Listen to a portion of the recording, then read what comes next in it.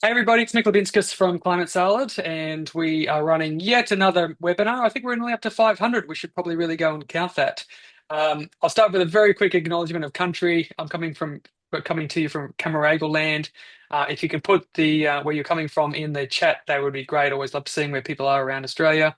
Um, and a quick fuck off to anyone who says we shouldn't be doing acknowledgement of and welcome to countries.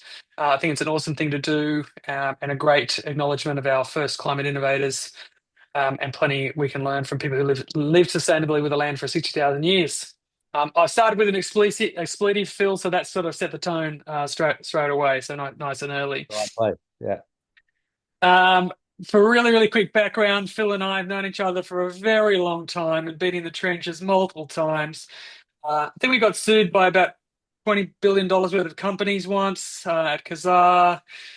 We started Australia's first incubator in the same year that every single VC closed down. And to let you know, you sometimes don't need a lot of capital. We put I think $500 in each to start Polynosa. So and started about 25 companies and learned the ropes and had an amazing time building out some great companies.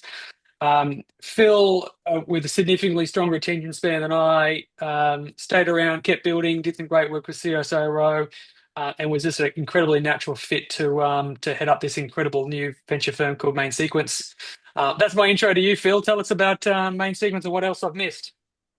Thank you, Mick. Yeah, I think in the pollinizer days, didn't we? I think we raised 5 million bucks and it got us 10 years and 25 companies and a team of 70 plus people at one point. So it's like, I don't know how we did that, but A actually, level of efficiency that all these deep tech companies that want 50 million bucks. I mean, come on, such luxury. Kids these days. crazy. Um, yeah, so, but I think main sequence is a logical extension of what we did at Pollinizer. I mean, effectively at Pollinizer, we had to figure out what the explicit task of company building was. And I think I think we could say, Mick, when we started Pollinizer, we were really just doing what we intuitively thought was the right thing to do as people that had worked in startups in the past. And then as the team grew, we realized we needed to be explicit about what is that work, like what is it that you do. And then we started measuring what we did and how much it worked, and started to sort of figure out a little bit of a protocol or playbooks or whatever you want to call it. And part of that, I think, was always this belief that there is some benefit to be mined from working with larger companies that already have access to the supply chain and that very much understand the market, and of course the downstream acquirers and growth opportunities more generally for the companies. But of course, that's also not trivial. And probably I'm far from the only person on this call who has had all manner of problems working with big companies when we culturally collide with each other or we're misaligned or whatever. But nevertheless, I'm stubbornly of the belief that, especially in deep tech, it can be incredibly valuable to, uh, if not essential, in fact, to partner with larger companies in order to be successful on a big global stage. I mean, if you're making a catalyst to produce ammonia a new way, you kind of can't do that on your own. You have to figure out where that catalyst fits and who buys it and what the business model is, and ideally, you've got somebody that can take that to an existing global market pretty quickly before you run out of money. So I think over the years, we keep developing ways of working with corporates. What are the programs when you actually start a company?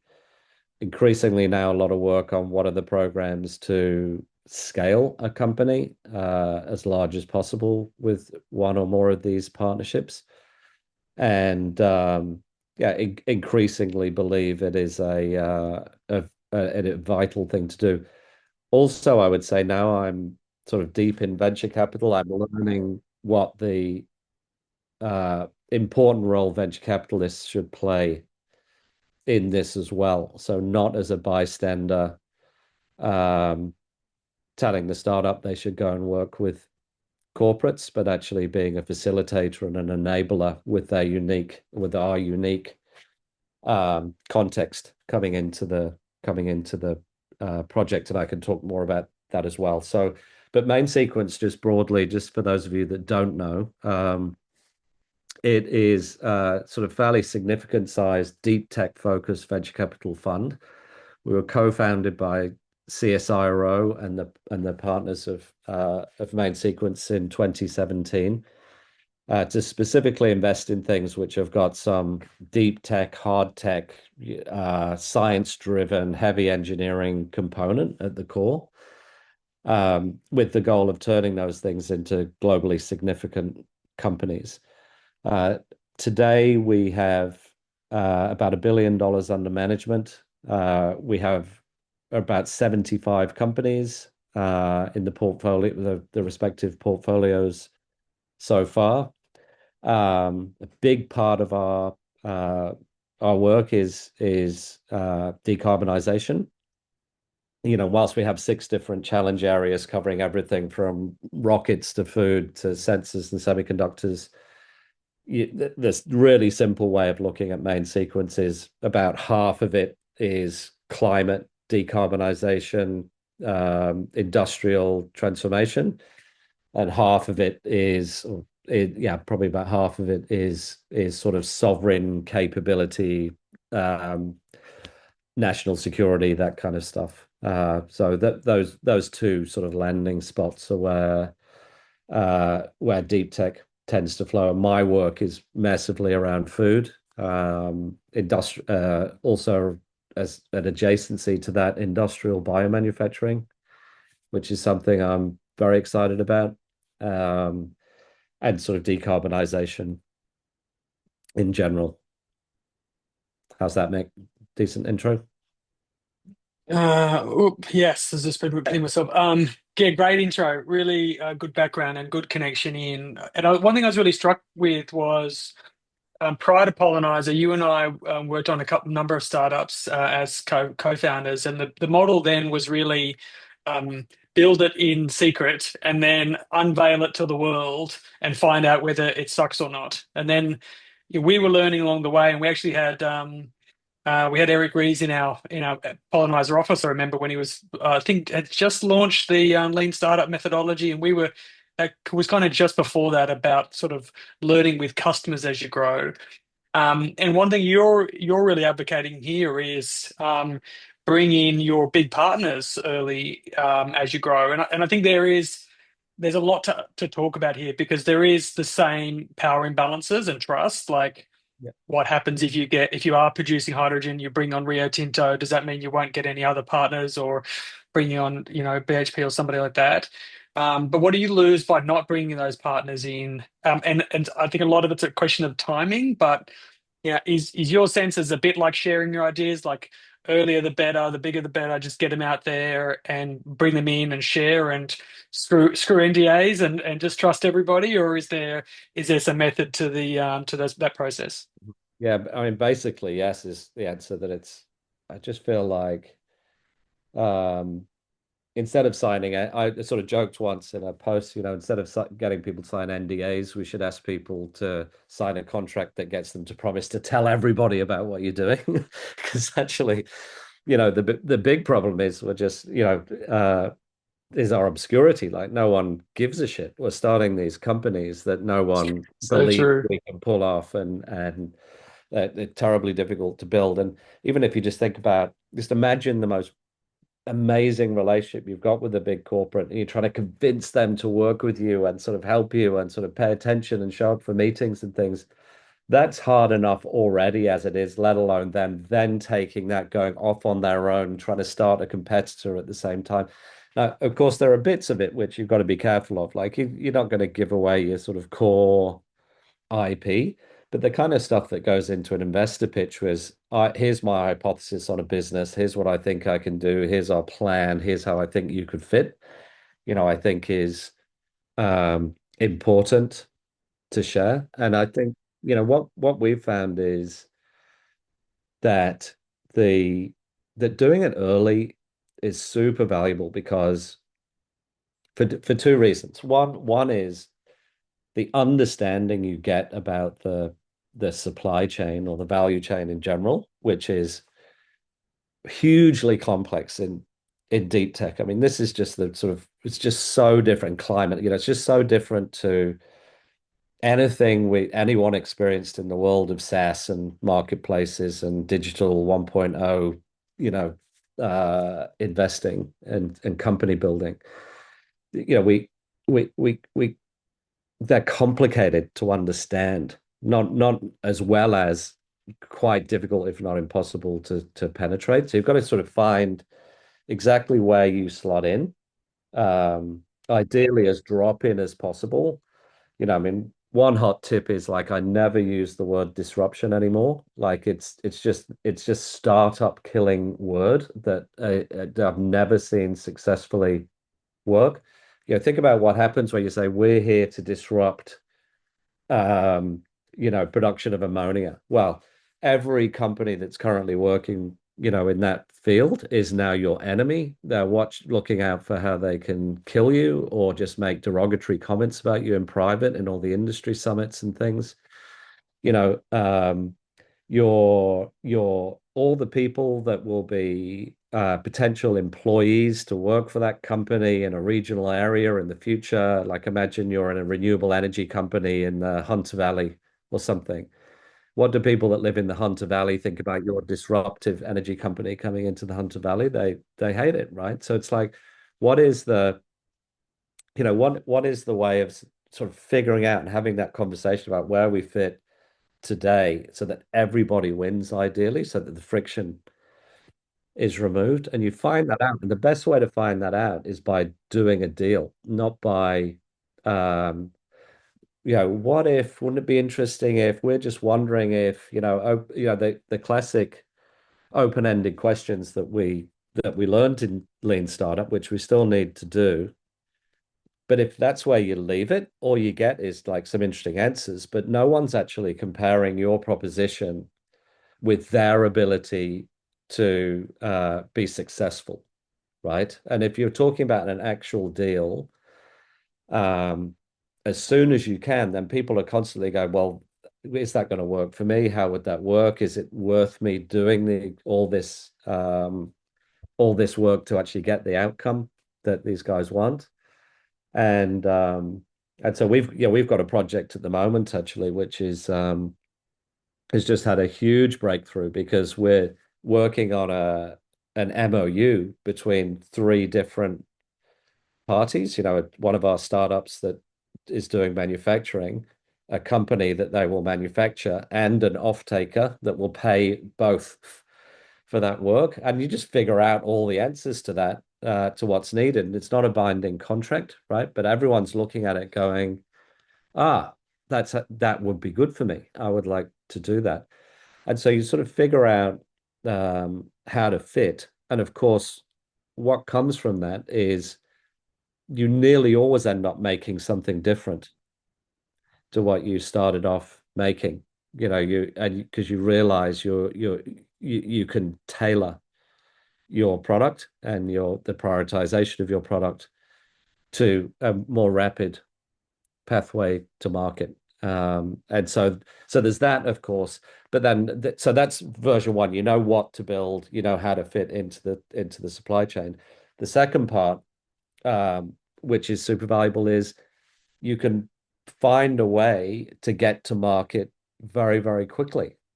And so if we take V2 Food, which is probably one of the ones we're most famous for, the sort of biggest plant-based meat company in the region, that was, our mission when we started that company was to get to where Impossible Foods were in a 9-month window of time. And Impossible Foods at that stage had invested $1 billion, and it had taken 5 years, I think, to get that. And so our hypothesis was if we've got the science straight out of CSIRO and we've got hungry jacks to plug it straight into their supply chain, what could we do? And that was the founding challenge that those co-founders kind of set themselves. And then as it turned out, Hungry Jack said to us, well, you've got this window in October because before that we're promoting bubble teas, and after that we're promoting, the Big Jack chicken burger or whatever it was. And that's your window. That's like the only window you've got for the whole year for us to do any kind of promotion. And so that was our burning platform for the 9 months, and we got launched, and we were a thing after 9 months, not five years. So it can be incredibly valuable, but how you do it is important. Yeah, that's really interesting. I think there's a lot to unpack there. I think the complexity of the reality in the market is really significant, and I agree with you that the biggest problem is obscurity, not that someone's going to steal your idea. And I think as well the other thing we're seeing is whilst we're talking, and there's a really good question from Richard about deep tech, which we'll get to, but while we're talking about something which is more physical, we're talking lot of deep tech products. There's science, there's energy, there's hardware with it. The reality is actually the full value around that and how that fits in the value chain is actually quite complicated. And even if the core product, you generating ammonia is exactly the same, what you do around with it, how it fits into that supply chain, and fits into partners, it might still have 10 to 15 different variables, which each of them actually are essential to create the value. And I agree, and that's the same reason why I agree on the disrupt side, which is I actually don't think we can get we certainly can't get to a climate friendly planet in any time frame necessary that doesn't involve massive partnerships with big incumbents. Like this is not a blockbuster Netflix opportunity. I think this has to be done through partnerships. Um, and I think learning how your product will fit into that is not just valuable for you as a business. I think it helps you start framing the commercial value proposition. And I see a lot of companies that are saying we've got a great product, but I don't know its full value. It's because they haven't actually engaged enough with the actual end customers or the industry. Mm. So yeah, some Uh, really critical points. And of course, the whole green premium problem is a lot more substantial now than it was a couple of years ago. I mean, I think it was always an actual issue that was perhaps less spoken about before, but now it's pretty clear that this horrible world we're living in at the moment has got a lot of headwinds against people that are doing the work that we're all doing. Some of the grants are going. Mm. Some of the strategies in the big company customers are, taking the foot off the gas because no one's, giving them grief at the moment. And so I think we are all kind of back to figuring out what the slam dunk commercial opportunity is for somebody that, by the way, the world's going to be so much better once you do this at scale. And then when you do that with a big company, like the work Samsara Eco's doing with Lululemon, for example. I mean, um, that is a massive deal that will make 20% of the fibers made by this company that generally uses synthetic, unrecyclable fiber, recyclable, sustainably produced, emissions free uh, in production. And like you can't get that with like an incremental sale, like one sale here, another sale there. Like you've got to get, in other words, we can actually design in to our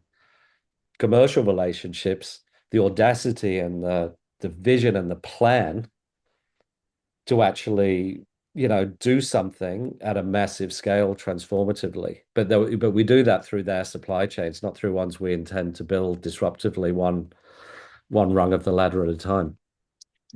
So one challenge I've seen with that, and I'm guessing it's a case by case, but I'm keen to see whether you see any principles around this which we're thinking about is so if you've got V2 Foods with Hungry Jacks and you've got Samsara with Lululemon, how do you manage the power balance so that you can still go and solve the rest of the world's problems, but Yeah, have a highly engaged first partner?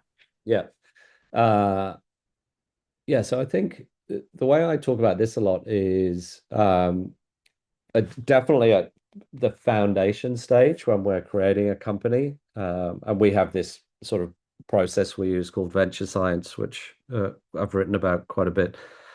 And the key there is about the context of each what you just called a partner, but I'm always really careful to call them founders. And because as soon as you say partner, there's like it's a commercial transaction, someone's buying something from somebody else or something like that. And I think a lot of the bad things happen when a big company, as you say, in the power balance, they see themselves as the sugar daddy, the kind of, yeah, we're going to fund this thing and we're going to take a chance on you. And I'm going, it's all very one way in the whole thing. Um, and of course, those of us on the call who are founders, we understand or have been founders, we understand that um, you have to behave a certain way to be a good founder. Founder doesn't clock off at 5 o'clock. Founder doesn't go, gosh, this is actually hard. I thought this was going to be easy. I'm going to stop doing this now. You know, a founder will go, okay, I've learned something new. That's really interesting. This is killing me, but here's what I'm going to do instead, and here's how I'm going to sort of lean into it. And so we spend a lot of time with that kind of setup, if you like, at the beginning. And to get people focused on, and there's a common theme here that I'll come back to, which is how do we set the horizon further out than this pilot or this foundation work that we're going to do so that everyone's motivated on doing something big like founders are. And then how do we get everyone to commit to that mission, even when it's hard and everyone's role is very clear? Like no one's sitting there saying, when's it going to be ready? Everyone's saying, "Hey, I've got it. I can see a problem coming. I've got an idea." And then very specifically to your question, Mick, with V2 Food, we actually said in that meeting, and we'll say versions of this all the time, in the first meeting, we have this kind of ritual, which is sort of where everyone commits. So we've done all the work, we've figured out if there's a business worth building here, and then all the leaders, the CEOs of these companies and so on come in, and it's like, are we going to go or are we not going to go? And we're going to go on the basis of everyone being a founder or and we're going to go from there. And then in the case of V2 Food, we said we want to be able to sell our food to McDonald's as well. Is everyone okay with that? And everyone said yes. And so that was a very clear sort of founding moment. And here's Nick. Nick was hello, Nick. And so Nick was around then. So it was like there was never any you can't do this because it's going to be harder for Hungry Jacks, right, Nick? Yeah. Yeah, Yeah, Nick, no, absolutely. Our mission was mainstream and sell to everyone. So it was very clear in our mission what was the right decision. It only becomes unclear when when your mission is not actually what everyone signs up to. Yeah, yeah, yeah, alignment is really key there. One a quick comment, and possibly for both of you to share the experience in that moment. But I think there's probably a softening in terms of the value of pure climate, environmental sustainability, do it for the planet. But I think there's an improved understanding around the actual value of that, like reducing pollution, reducing health issues, reducing PFAS, improving food security, energy security. So I think yeah. whilst sometimes we lament and go, "Oh, climate looks like a dirty word," I think our businesses are actually stronger because of that. So some are I harder agree. than others in terms of biodiversity and others, but like have we seen a change of motivations, or like what was the motivation of Hungry Jacks? Were they like this is a nice thing to do for the environment, let's experiment on it, or were they here's a great business opportunity? Like what was their why did they want to be a founder of V2 Foods? I think it's moved through time and there's multiple drivers for it. I think at the beginning it was obviously just driven by trend, seeing what was happening in the market, seeing the flexitarian side of things, seeing Impossible launch the Impossible Whopper in the US. And in fact, at the time, Jack wanted to import the Impossible Whopper and didn't get anyone no one answered his email.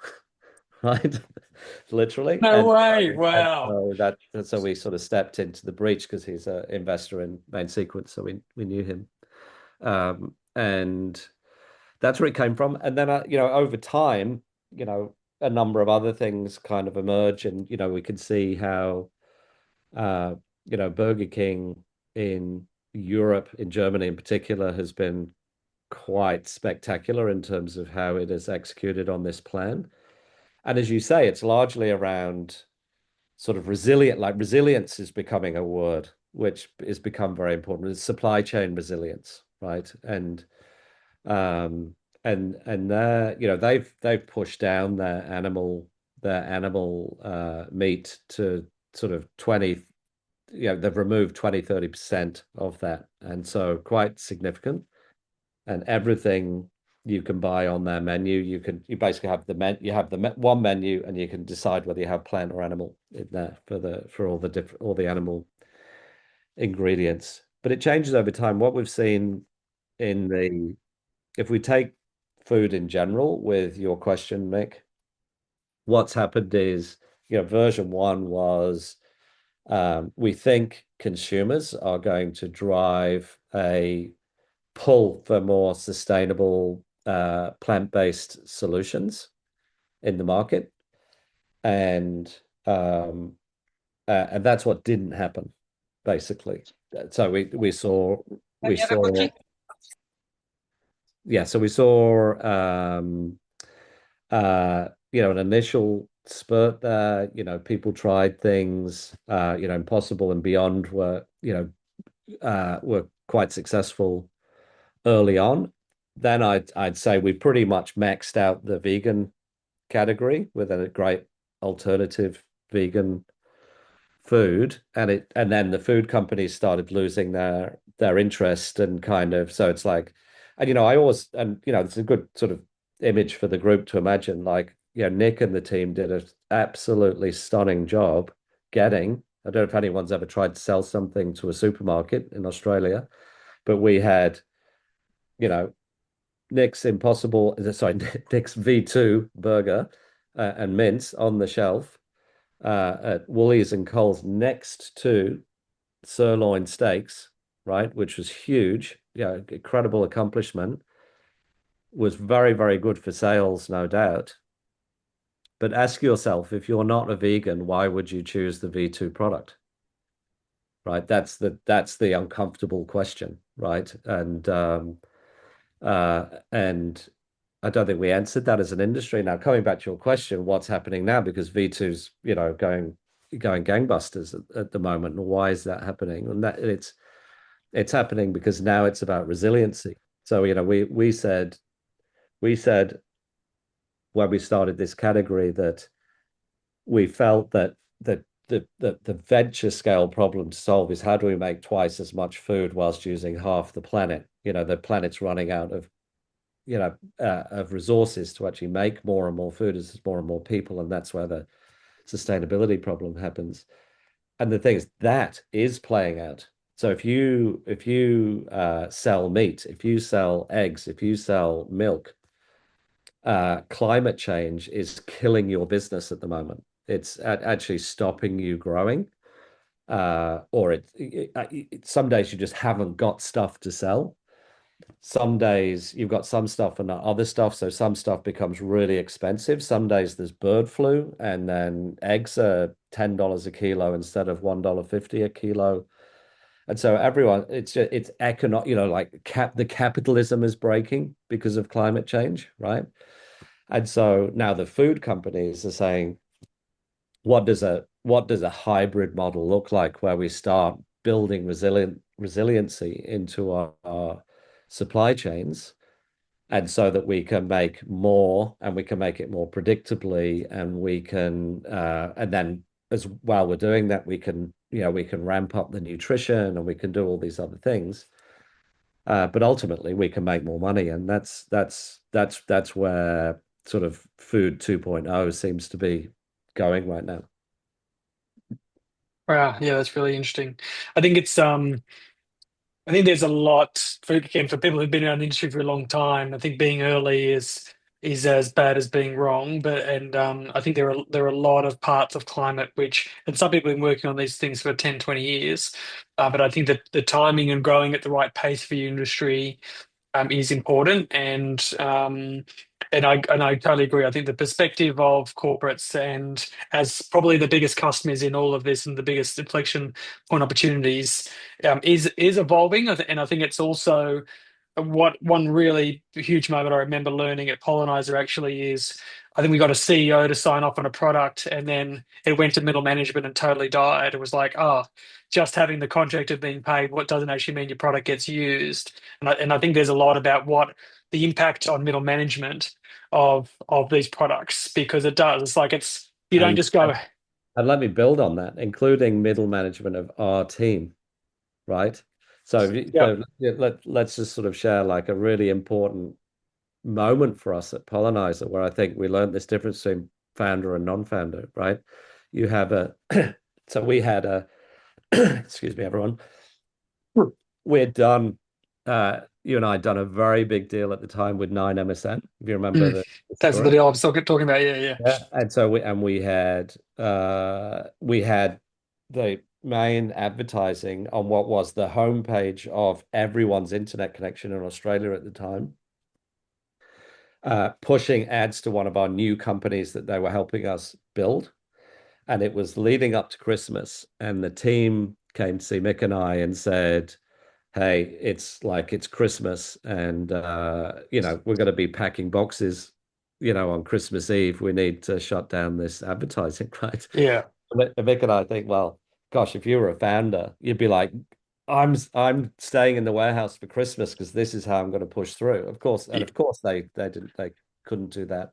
yeah. But that is just why this whole sort of currency of founderness is kind of really important to. It's not a nice to have, I suppose, is what I'm saying. It's really important that people are vested and Yeah. aligned. Yeah, Yeah, I think that dynamic is really interesting, and it's a founder versus a partner, and I have framed it up, and I think there is complexity around someone being a customer and a partner. Having those two conversations. I remember that as well. We had a great customer that wanted to be an investor, and then the investor screwed up the customer and everything, and it was just so getting that balance right. I think one massive advantage of main sequence actually is that you're experienced in doing this, yeah, and it's firstly.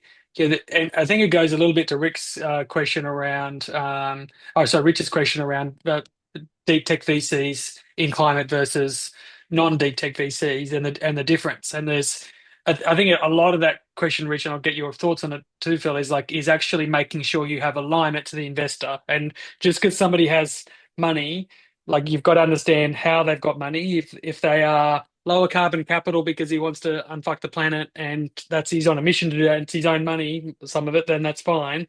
yeah, Main Sequence have raised money because they're on a premise of deep tech. So none of their investors are going to get annoyed if they invest in a deep tech product. They expect it. But yeah, if a company like Airtree raises money on SaaS principles, they can't invest in deep tech because it's not going to get SaaS metrics. So that alignment is really key. But even further than that is how the investor wants to grow that business. yeah, So go to main sequence because they do deep tech and because they want to go through partners. Don't go to them and go, oh, hang on, I don't want to talk to any customers. I want to disrupt the fossil fuel industry. You're like, well, that's not yeah, going to work. So yeah, yeah. for me, it's a lot about alignment. But what's is that your sense too that there's Oh, for the sure. the yeah venture Yeah, and deep tech? yeah. I mean, let's riff off that for a little while, and we can also touch on Rick Walter's comment here on the middle management of investors as well. There's um alignment is everything, right? And this comes back again to having a sense of the further horizon, the horizon that is worth everyone going after. And I just see so many of the problems. So let's take ag tech, for example, as a sort of another sort of problem child here in the world of venture capital. you know that if there's one problem with ag tech, there's just not enough big exits happening. Like some for one reason or another, the companies just aren't getting up to that level. And if those of us that are working in ag tech companies, No, it's like you just feel like you're just in like you're doing this sort of next little step into the darkness, and there's no sense of what could be. And yet we all know that these companies are, uh, if you can massively reduce the amount of pesticides and reduce it with a sort of cheaper digital, targeted solution, it should be a multi-billion-dollar company. But why is it not a multi-billion-dollar company? Well, it's because um, you know, every stakeholder in that environment, including especially the big companies and the ag companies that would work with them, are sort of massively risk intolerant, and they'll only talk about the next step, and then that next step might take 2 or 3 years, and then there's another hoop to jump through and another hoop to jump through. And it's kind of everyone just loses their will to live or just runs out of money and the company dies along the way. Or if you're lucky, having struggled your way along and not been as big as you should be because everyone's made it hard for you, someone will buy you for too little money, right? And the whole thing just sort of creates this kind of vicious circle. But what if the stakeholders, the big companies that could actually see a massive new revenue stream, actually figured out what that would look like if they were right uh, on the first day and started planning towards it. So you're still not making commitments. You're still not saying, I'm definitely going to buy your company for $1 billion in the future. But you're saying you're doing the very, very specific work around, let's just assume this technology works and is going to hit all the techno-economics that are being talked about. Here's what we would do with our actual supply chain, right? When you hit this mark, we would then put it in the US market, we'd work with these resellers. This is what tends to happen there. Here's how big it would be. And we can do that when you've done these things, right? And so you're sort of putting out there in terms of the alignment question, then you're putting an absolute marker, beacon on the hill that says, here is the value of this thing. We understand how everyone wins if we get to that point. Okay, now how do we get there? Like, what are the steps? And let's start moving towards that. And then this is where the role of venture capital becomes really important as well. And to Rick Walter's question, because I don't think a deep tech investor can be a bystander, like a passive, how's it going at board meetings sort of a person. You've got to figure out how you're going to participate in creating that environment. And I think there's a couple of ways that VCs can do it that we've found some value in. One is just helping with that frame that I've just given, right? Helping the big company to understand how much capital, talent, resources, help can be crowded into the company, not from them if they don't want to, right? If everybody understands a very specific, ambitious goal for the future, right? And so, no one's excited about working for a company or investing in a company or becoming a customer of a company that might run out of money in 6 months and all it's got is a $200,000 pilot with company X, right? Just to put it really bluntly. But actually, that could be the same company which is working towards a $800 million distribution deal with company X over the next 5 years. And that's a very different thing to go after. So actually framing that up and investors doing their part with their relationships to sort of help that understanding happen and then help the relationships work together so that people trust each other better. That's a really important job to do. And then, the second thing is skin in the game, right? So who pays is the big question. And it's actually, again, how you've got to have the VCs in the room to sort of have that conversation. Big companies get either explicitly or just implicitly frustrated that they're always being asked to pay, right? Whereas actually, if you think about what we want, as founders and investors, we want the big companies to eventually pay. We want the end state to be this technology is in a market with lots of people transacting on it, with huge amounts of money coming in, and the ability to keep sort of delivering impact that comes from all of that comes in.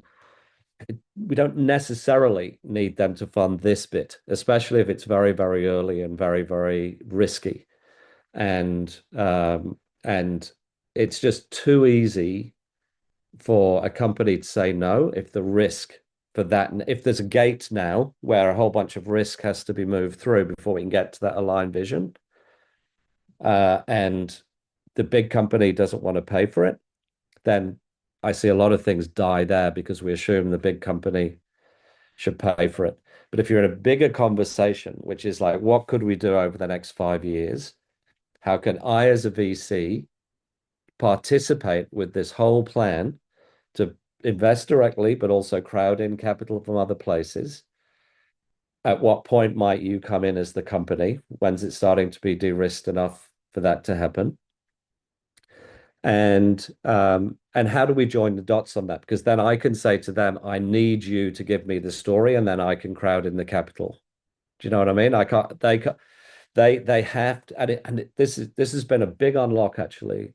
Like a lot of the big companies we work with just didn't even know this was a thing, right? They didn't realize the value of just saying we would love to make this $800 million revenue stream happen, and we're on the journey, and we've got a plan with them, and here's what it looks like. Again, in an investment pitch deck, if you just look at how it manifests differently, instead of manifesting as we could be 3% of this $1 billion TAM, you say bottom up, company A, here's how this builds over time if we continue to be successful, and then that is very confidence building. So alignment is really important. And to Rick's point, deep tech investors can't be middle management, passive, without agency people. You have to get in the game, and you have to play your part to make this thing become real.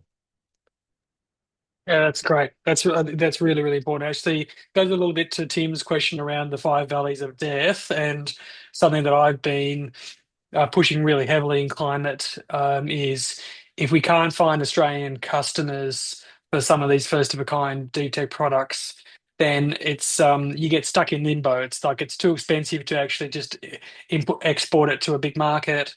You need kind of some proof of validation, but if you can't get a customer, then it's really hard. But I think you've started by just bringing the hardest problems forward and really upfront. And one thing it goes back to the question around motivation as well, is that a lot of people saying, hey, why don't we change procurement? And I'm like, I think we're selling a different point. Like I think to your point around Hungry Jack's, right? They weren't like, yeah, I mean, they were kind of ready to buy a burger, but they also bought it because almost defensively and strategically, there was other motivations, which is never going to get through procurement. So it's got to be a different conversation. But it's like Australia does have these multiple additional valleys of death with a small risk averse home market, but embracing that customer challenge up front and bringing them in on board as a founder maybe is a way to skip a couple of those. But it's still hard. Doesn't solve all your problems. But I think what you're saying is it certainly helps having a partner through that. And I think as well, it's really important in deep tech and climate to have a global perspective on who your partners could be. You know, a you know a Norwegian energy company would be very comfortable working with an Australian founder in the same way, an Australian company would. I mean, they're used to working in global supplier networks. Obviously, it does mean people have to get on a plane, or you have to sort of figure out how you're going to apply some budget to being an international founder. But I do think finding the right partner, sorry, there I go, founder, co-founder, or it depends on what stage, right? Sometimes it is a partner later on, but finding the right corporate to sort of help you get to market at scale at whatever stage. It's really worth doing that well. I think just another point, while I've just got it front of mind, that is in a lot of my thinking at the moment. With a science-driven company, it's very easy to have uh, a very broad palette of opportunity, right? Where you think that uh, there are I could have such a deep moat. There are all these things I can do, and I really want to be in market when I've got these 8 things all lined up, ready to go, so no one can touch me. The most simple one being like a really broad IP estate, that makes it hard for other people to go there. Uh, Intuitively, I feel like I've just seen uh, a legion of companies make themselves very weak doing that. If not, they've died doing that because you kind of you kind of um, not thinking through enough the unknown unknowns that happen as you start bringing this to market, and then there's another barrier you didn't see, and then another one, and then another one, and another one, and you just run out of energy getting there with this big fat tip of the spear. And I think, my intuition these days is as fast as possible, get it into market, and get the proof, and just show people it working, even in a simpler form, and tell them for sure about the things that are going to come and make it even stronger. But trying to make it too broad, yeah, can be company killing, frankly. Great. Last Rick's got another quick one. Early investors want IP protection. Yeah, the quick testing and iteration and learning when you've got when you've got deep science and like 10 patents. How do you manage that? And I'd love to, if you can, tell us a bit more about the Samsara and Lululemon. Like, how did that? What was the motivations there? Any lessons you can share there? Yeah, yeah. Yeah, I think again, deep tech is very and forgive me for keep saying deep tech instead of climate or whatever. I'm assuming we're all sort of deep tech in some way. Yeah. Um, the it, it's so much more nuanced than the digital world, and IP can mean many things. It can be trade secrets. In the food industry, for example, you know, very few things are patented because you're basically giving the recipe away. And we've got a few companies like that. So I think deep tech investors need to look at things from first principles and just say, how am I going to be successful and defend my IP, but also liberate my IP so that it can become big, not that sort of goes to the relationship between the IP and the business model. But I think we do need to re-educate investors. I think that's right. And I don't know if any the people in the group have read an amazing book called The Power Law, but it's a terrific book about the origins of venture capital in Silicon Valley with Boston Semiconductor and companies like that. And yeah, you realize venture was started for what we're all doing, right? And there is a broader perspective about how we do these things, and we kind of need to get back to that a little bit, because I think the problem we're all facing is we've got a world of investors that have learned how to build a business that has the characteristics of Canva, and that's not what many of us are doing. So I think there's a big reinvestment piece to do. And by the way, I would extend that into public markets as well. So we've all got a big job to do to tell our stories, get people excited by it on a technical level, help co-investors really understand how to look at our business and know how we're protecting them. But ultimately get larger markets excited about them. On the Samsara eco side of things, this. That was a very early. So two couple of things with Samsara Eco. First of all, we co-founded it with Woolworths. And what that meant was in the first month, we were very, very clear about what we needed to be working on. And we had the vector towards the first commercial offtake into Woolworths for like blueberry punnet recycling, basically, that for the PET. Um, and so what that meant was we could go to market with we're on a path to commercial deal, and here's what it looks like. So it's that alignment thing all happening again already commercial motion. But also we were out there speaking to other, mass producers of unrecyclable polymers. And it's a really good example, actually, Mick, because that's when we discovered that the economics of nylon versus the economics of PET were a world apart. And so, PET, there's lots of people trying to solve it in different ways. There's lots of competing technologies. Some are better than others, and the margins are very low when you're competing with fossil fuels.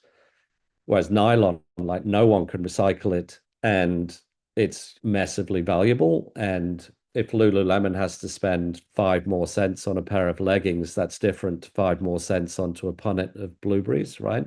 So we discovered that. We didn't know that when we started the business. Then we knew it. Then when we carried on that conversation with Lululemon, which by the way came out of another one of our portfolio companies, just to give you the sort of investor side of things. So we have a whole group inside Main Sequence now called the Fashion Collective, which is all our fashion portfolio companies. And then they share all these relationships with the big companies, and we learn what they're all doing. And through that, we went to Lululemon. We knew what their strategy was. And then we've just worked with them very closely to sort of figure out where we sit in their supply chain. And of course, one of the reasons it's a big deal, by the way, is for them, because, if you're going to do like a very material upgrade to a supply chain so that it becomes circular, you need to know that the startup can deliver, right? So you kind of got to do all that work to show that you can actually deliver the volume and the scale. And so that's probably been 3 years of work with them, doing paid pilots along the way. But it's exactly what I was saying. We had the vision of the big circularity intervention. What are the steps along the way? Them funding some of it, but largely venture funding most of it. And now, here we are with this big announcement. And that big announcement is now triggering the Series B, and then the Series B will give it enough money to do the next stage. So the whole thing kind of works. That's awesome. Yeah, great story. Yeah, realized that one of the things we really again got one of the big benefits I think of doing Pollenize was hearing hundreds and hundreds of pitches and trying to create a sequence by which you can grow the business. And I think it's one of the things I find actually a lot of the founders I work with struggle with is to think in multiple time horizons. So to because you might be absolutely obsessively focused where you are now, but you equally have to sell the big vision of 20 years from now. You have to sell two steps away in terms of getting a Series B in order to get a lot of them are like, well, I'm right here and this is my very next step, and it's like no one cares. Like that's one step in 20 towards this Yeah. bigger vision, and I think that sequence of planning is really critical. Yeah. Um, Yeah, and it's all about fidelity, right? You've obviously got lower fidelity for the long range plan. You just yeah, got reason to believe that it's doable. And then as you get closer to today, you've got to have hard evidence to say you can do it. And that's the gradient that you've got to work on, as you say. You've got to have that whole thing in your mind. And it's okay to have this big plan that you're not promising, but you think you can go for, and this immediate one which you can promise and you can charge people money for it, and then join the dots between the two. Absolutely, absolutely. We're going to wrap up in a second, so if everyone can put your videos on, we'll just get a quick photo. I just want to also say I'm deeply disappointed that none of the team have contacted me about participating in the that fashion part of main sequence. Like just because I'm wearing a black hoodie, Ah, like I just don't think that rules me out. that's what I'm wearing. I've got a grey hoodie as well. I've got a dark blue hoodie. Like I've got variability in my fashion. So Uh-huh. uh, What is fashion if it's not a hoodie with a startup logo written on the breast? exactly. For a company that even might still exist these days. So big round of applause for Phil. I really appreciate that. That was a really great Everyone, comments, and I'll get a photo there. If and now everyone pose for a little photo, and I don't know how we do partnerships. We're just gonna have to go. I've got three AI trackers, so that's a state of the nation now. So big thanks, Phil. I'm going thumbs up for Phil. Thank you for main sequence. Thanks, Phil. Great session. Really, really interesting. Thanks, everyone, for dropping by. thanks Thanks for everyone. being part of Climate Salad and keeping this incredible vision going after 4 years, what started as the newsletter. Um, and one day you can all be as experienced as Phil and I working together for 22 years. So look forward to great momentum, everyone. And again, thanks again, Phil. Thanks, Mick. Thanks everyone. Bye.